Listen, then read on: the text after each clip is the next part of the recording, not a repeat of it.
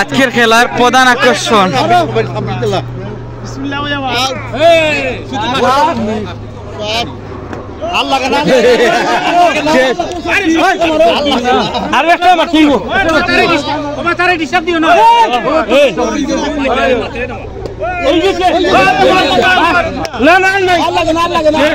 জিতার পর আপনার অনুভূতিটা কি?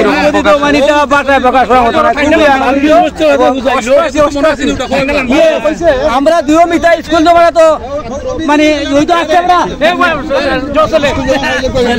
স্কুল যাবো না আমরা first second high jump long jump আমরা। আচ্ছা, আজকে যে আয়োজনটা আমরা দেখলাম আসলে ছাত্রকে আমার কাছে মনে হচ্ছে প্রথম।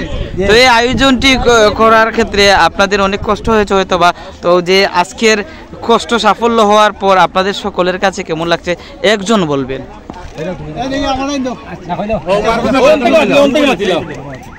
জি বলেন।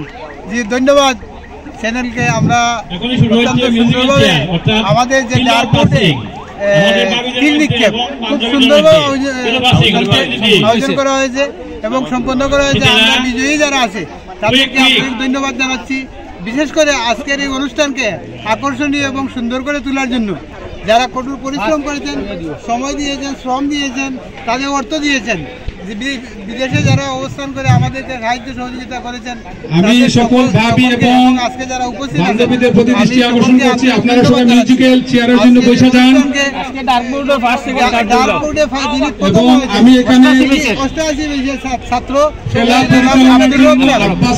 আমি আব্দুর রব আঙ্কেল, উনি আমার আঙ্কেল, উনাকে আমরা আন্তরিকভাবে ধন্যবাদ জানাচ্ছি।